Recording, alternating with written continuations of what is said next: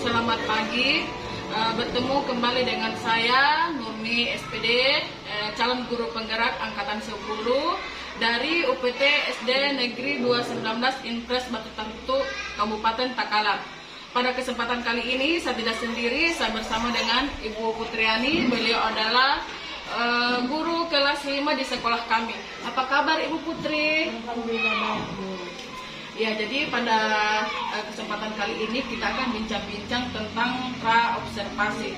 Nah, tujuan kita melaksanakan praobservasi yaitu supaya pada saat pelaksanaan observasi Ibu lebih percaya diri dan tentunya persiapan dan kesiapan Ibu lebih matang dan lebih baik lagi. Baik Ibu, materi apa nih Bu yang akan Ibu bawakan pada saat observasi nanti? Materi yang akan saya bawakan itu pelajaran IPAS, yaitu sifat-sifat cahaya. Baik, jadi mata pelajaran IPAS dan materinya tentang sifat-sifat cahaya. Baik, jadi tujuan pembelajaran yang akan Ibu bawakan apa Bu? Jadi berdasarkan rancangan pembelajaran yang saya tuliskan di sini, saya mempunyai dua tujuan, Bu. Yang pertama itu peserta didik bisa mendesain percobaan sederhana untuk membuktikan sifat cahaya. Terus tujuan yang kedua itu peserta didik bisa menjelaskan sifat-sifat cahaya berdasarkan hasil pengamatan atau percobaan. Baik, jadi tujuannya ada dua, yaitu peserta didik mampu mendesain percobaan sederhana untuk membuktikan sifat cahaya. Yang kedua, peserta didik mampu menjelaskan sifat-sifat cahaya. Baik, jadi strategi yang akan Ibu pakai pada saat observasi apa nih Bu? Jadi strategi yang saya gunakan itu pembelajaran berdiferensiasi berdasarkan kesiapan belajar siswa yang diintegrasikan dengan pembelajaran sosial dan emosional. Kemudian saya akan membagi kelompok, dan untuk metode pembelajaran yang akan saya gunakan yaitu inquiry, diskusi, dan presentasi. Baik, jadi strategi pembelajaran yang akan Ibu lakukan yaitu pembelajaran berdiferensiasi yang diintegrasikan dengan PSE atau pembelajaran sosial dan emosional. Baik, dan metode yang Ibu akan melaksanakan yaitu diskusi, inquiry, dan presentasi. Baik Ibu, jadi selanjutnya media yang akan Ibu gunakan apa nih Bu? Jadi rencana media yang akan saya gunakan yaitu ada kardus bekas, ada gelas bening, ada air putih, senter, sama plastik bening. Ya baik, jadi media yang akan digunakan ada kardus, gelas, ada air, senter, dan plastik. Baik, nah kira-kira kapan nih Bu pelaksanaan observasinya Ibu rencanakan? Kebetulan pelajaran IPAS itu ada di hari Senin, Bu. Rencananya kita observasi nanti hari Senin. Baik, jadi kita akan melaksanakan observasi pada hari Senin pekan depan ya Bu. Baik, terima kasih untuk bincang-bincangnya. Jadi setelah observasi nanti kita akan bincang-bincang kembali pasca observasi. Terima kasih Ibu Putriani. Sama-sama.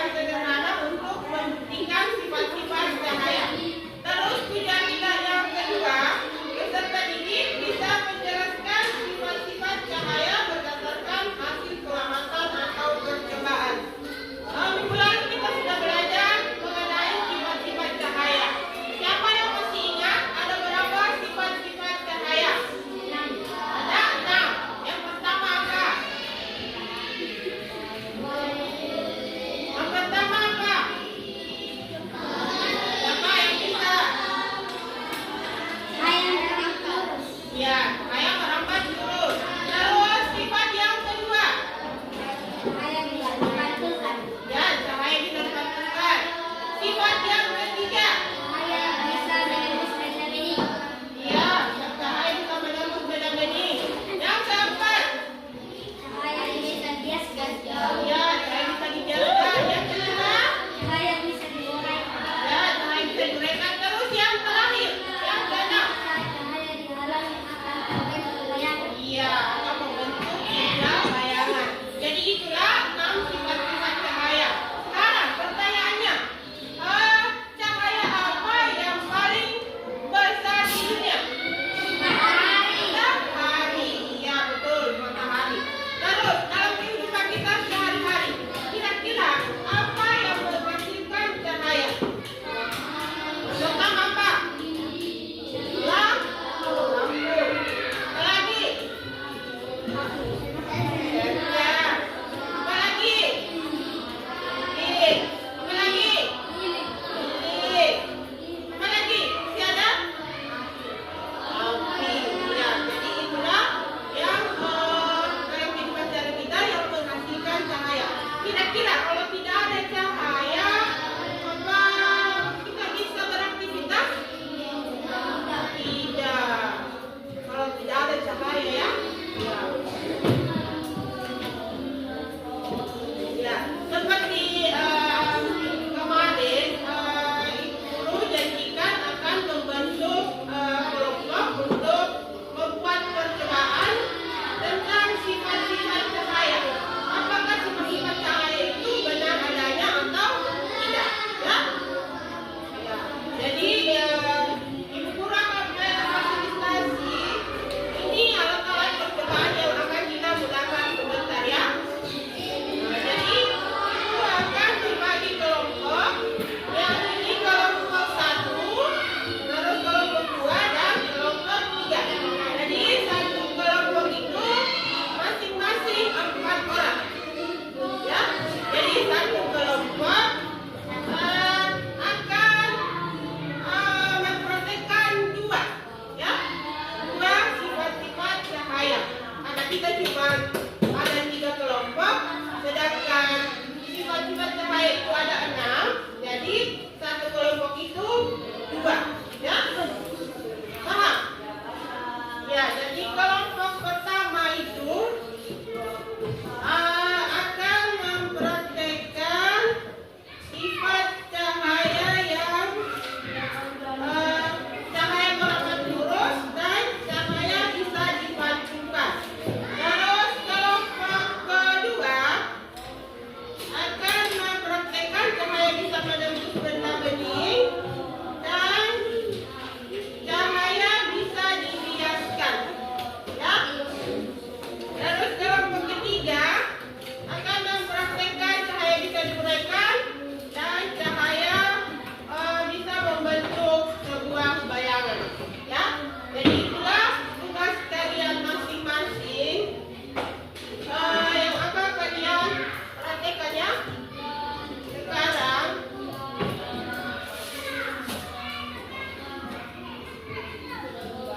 Ibu mempunyai meja. Silakan ambil yang sesuai bagiannya ya. Kira-kira kalau cahaya merambat lurus, apa yang digunakan? Kalau cahaya merambat lurus, kira-kira apa yang digunakan? Ada kardus bekas. Terus tugasnya yang kedua, cahaya bisa di apa? Cahaya bisa di apa? Tugasnya yang kedua, kelompok 1. Iya. Kalau cahaya bisa dipantulkan, kira-kira bagiannya apa? Ada cermin. Ya. Jadi ini bagian untuk kelompok 1.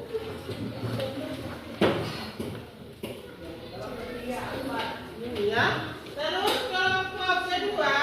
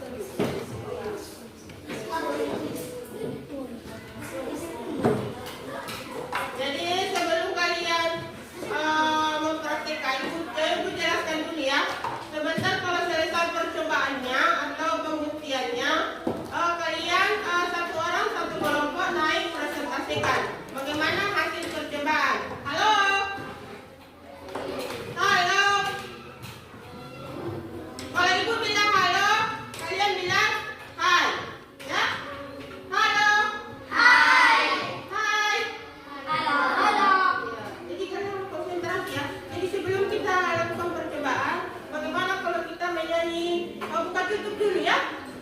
Baik, semuanya berdiri. Jadi kalian harus semangat. Tidak ada boleh yang mulai lemas-lemas waktu pagi-pagi. Ya, 1, 2, 3, mulai.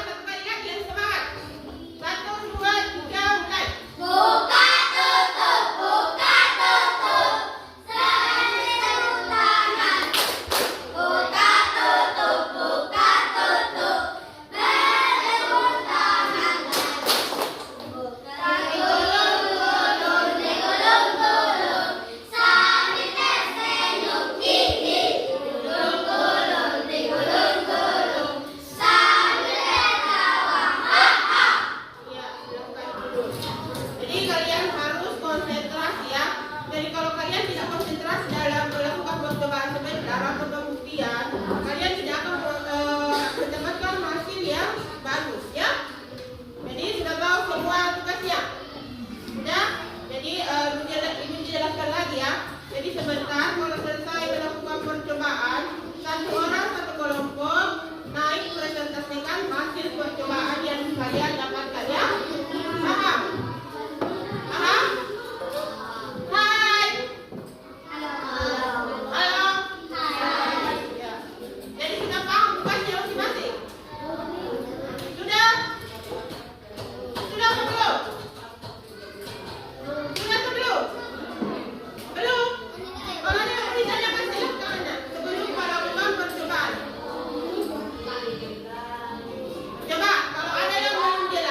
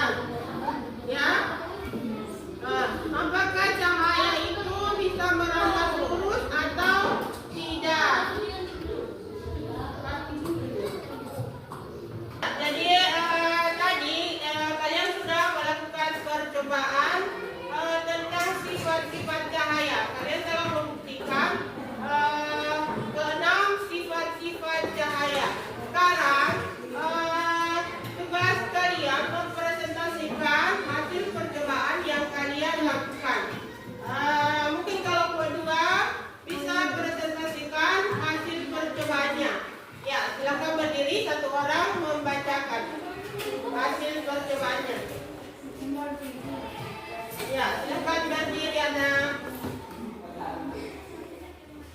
Semua. Ya. Suaranya dikasih besar-besar supaya temannya yang lain dengar.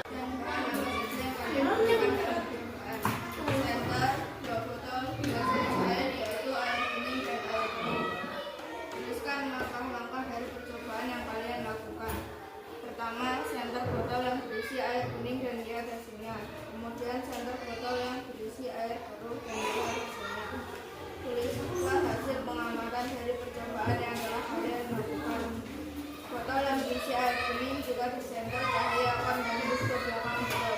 Berbeda dengan botol yang berisi air biru, jika disenter cahaya tidak akan kembali menembus hanya menciptakan bayangan. Cahaya bisa dibiaskan. Alat dan bahan apa saja yang kalian gunakan dalam percobaan. Botol atau gelas yang berisi air kuning dan pulpen. Tuliskan langkah-langkah dari percobaan yang kalian lakukan. Masukkan pulpen ke dalam botol. Tuliskan hasil pengamatan dari percobaan yang telah kalian lakukan. Pulpen yang dimasukkan ke dalam botol tampak seperti patah atau bentrok. Ya, berikan aplaus untuk kelompok 2. Ya, jadi itu hasil persentase percobaan dari kelompok 2. Sekarang Ibu Guru akan simpulkan dari hasil percobaan sifat-sifat cahaya ya. Yang pertama itu cahaya bisa merambat lurus. Coba perhatikan.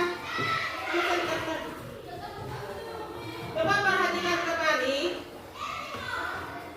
Jika kita taruh senter di lubang sepatu, maka cahayanya bisa merambat lurus ke papan tulis.